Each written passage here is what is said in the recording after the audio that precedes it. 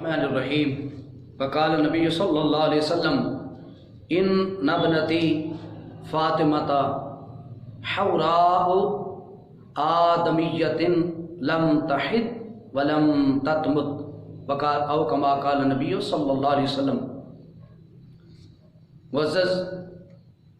ناظرین کرام، سیدہ خاتون جنت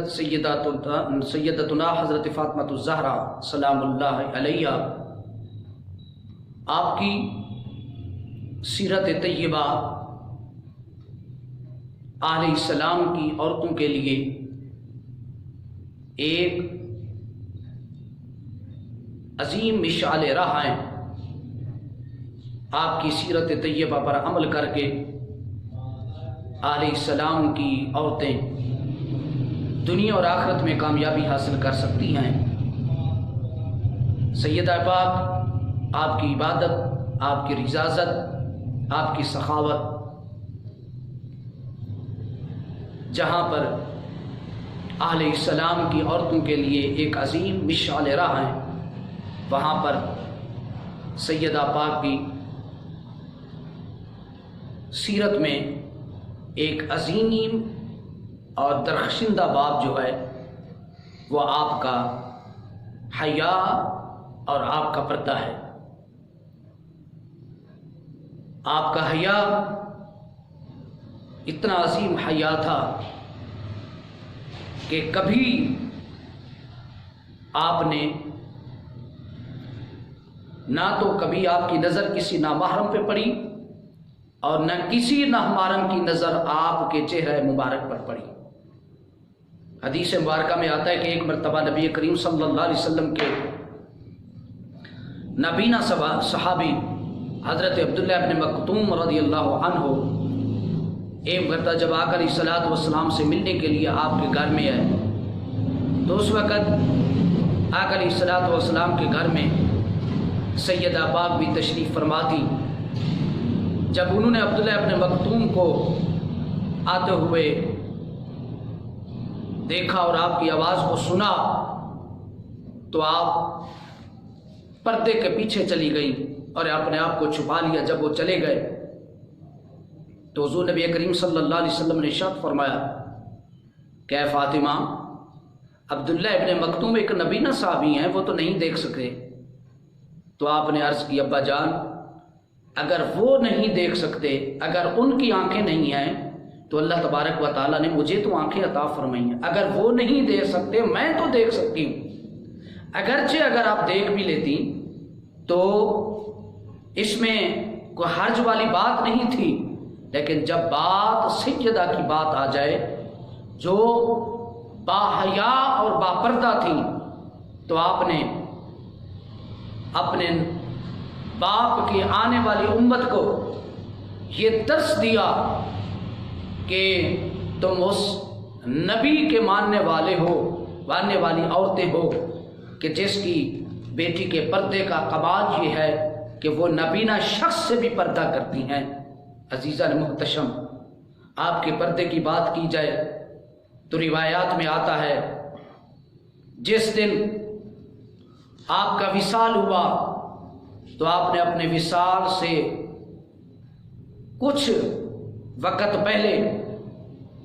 آپ نے غسل کیا اور غسل کرنے کے بعد آپ نے جناب حضرت علی رضی اللہ عنہ کو کہا کہ علی، میں نے اپنا غسل کر لیا ہے، اس لیے میری وفات کے بعد مجھے غسل نہ دیا جائے۔ یہ آپ کے پردے کا حیا تھا کہ آپ نے اپنا غسل جو ہے وہ خود کیا۔ اور اسی طرح آقا علیہ الصلوۃ والسلام نے ارشاد فرمایا کہ جب قیامت کا دن ہوگا تو اللہ تبارک و تعالی ارشاد فرمائے گا یا اہل الجمع نکسوا رؤوسکم وغضوا ابصارکم، اے اہل معاشر نکسوا رؤوسکم، اپنے سروں کو جھکا لو، وغضوا ابصارکم،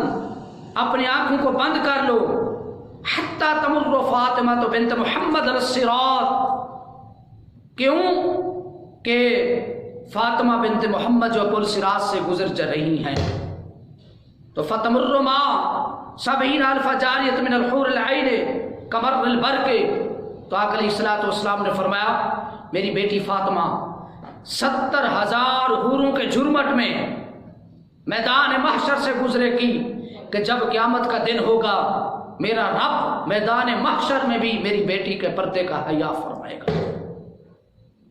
آج اس نبی کی ماننے والی بیٹیاں ننگے سر بازاروں میں پھرتی ہیں، ننگے سر بازاروں میں جا رہی ہوتی ہیں، اور میں پھر ایک مرتبہ جب حضور علیہ الصلوۃ والسلام کے پاس جب مال غنیمت آیا تو حضرت علی رضی اللہ عنہ نے آپ کو کہا کہ جائیں آپ بھی اپنے بابا جان سے کہیں کہ ہمیں کچھ مال غنیمت بھی دیا جائے اور ایک خادمہ دی جائے جو میرا کام میں ہاتھ بٹائے، کیونکہ جب اب چکی پیستی تھی، چکی پیس پیس کر آپ کے ہاتھوں میں چھالے پڑ گئے تھے۔ جب سیدہ پاک جب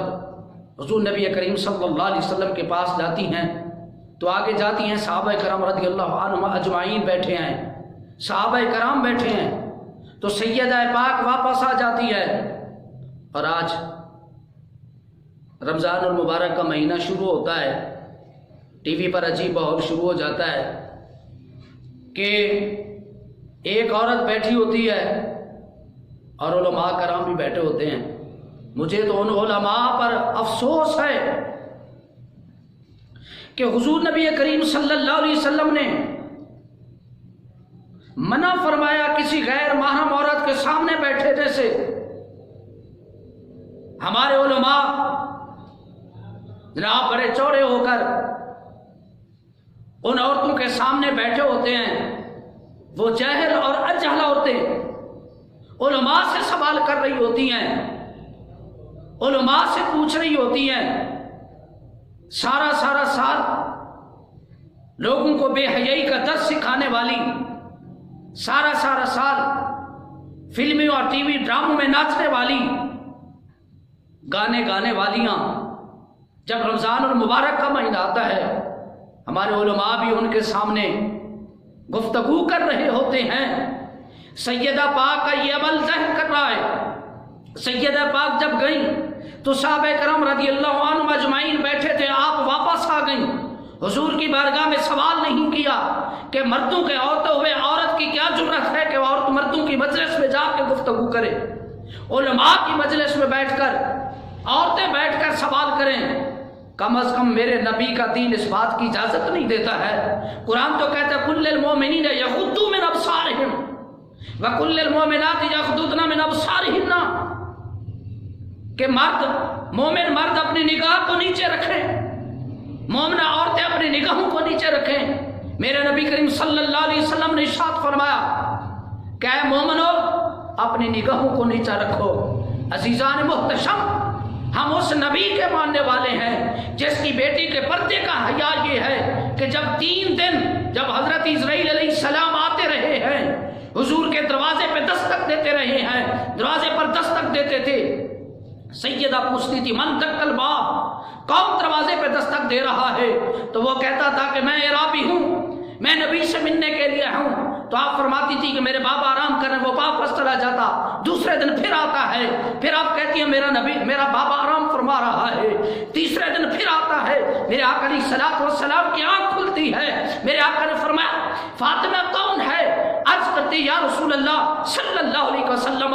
3 دن سے یہ بندہ آ رہا ہے اور دروازے پر دستک دیتا ہے اور کہتا ہے کہ میرے نبی سے ملنا ہے۔ میرے آقا صلی اللہ علیہ وسلم نے فرمایا فاطمہ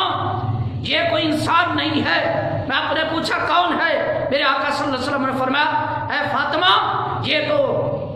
باپ کو بیٹی سے جدا کرنے والا ہے، یہ وہ ہے جسے اسرائیل کہتے ہیں، یہ روح کو نکالنے والا ہے۔ سیدہ نے پوچھا یا رسول اللہ یہ تو آقا یہ تو کسی سے اجازت نہیں لیتا ہے، ہاں قدر والے بے اجازت جن کے گھر جاتے نہیں جبریل، قدر والے جانتے ہیں قدر اہل بیت۔ ارے جبریل بھی اگر آتا ہے فاطمہ کی بارگاہ میں بیٹھی ہیں تو جبریل بھی اجازت لے کر آتا ہے، اسرائیل آتا ہے تو اجازت لے کر آتا ہے۔ میرے آقا نے فرمایا اے فاطمہ یہ تیرے پردے کا حیا کرتا ہے۔ ارے فاطمہ کے پردے کا حیا فرشتے بھی کرتے ہیں۔ ہم اس نبی کے ماننے والے ہیں جس نے اپنی امت کی بیٹیوں کو درس دے دیا ہے کہ اپنا حیا کریں، شرم و حیا کریں، اپنے نگاہوں کو نیچا رکھیں۔ اے سیدہ تیری عظمت پہ قربان جاؤں، تیرے پردے پہ قربان جاؤں۔ اور کتنی وہ مشہور روایت ہے، جب آپ کے سر سے جب پردہ ہٹ جاتا ہے، جب آپ کے سر سے دوپٹہ ہٹ جاتا ہے، دنیا کا سورج رک جاتا ہے۔ ارے فاطمہ وہ ہے جس کے پردے کا حیا جبریل کرتا ہے، فاطمہ وہ ہے جس کے پردے کا حیا جناب حضرت اسرائیل کرتے ہیں، فاطمہ وہ ہے جس کے پردے کا حیا سورج بھی کرتا ہے۔ سیدہ کی سیرت اپنے نبی کے ماننے والوں کو یہ دس دے رہی ہے، اگر تم نبی کے ماننے والی ہو تو تمہیں اپنے پردے کا خیال کرنے پڑے گا، پردے کا حیا کرنا پڑے گا۔ میرے نبی کریم صلی اللہ علیہ وسلم نے فرمایا جب کسی سے حیا چلا جائے تو پھر جو وہ کرتا پھرے تو سامعین محتشم اللہ پاک کی بارگاہ میں دعا ہے کہ اللہ تبارک و تعالی ہمیں سید کی سیرت پر عمل کرنے کی توفیق عطا فرمائے، آمین بجاہ النبی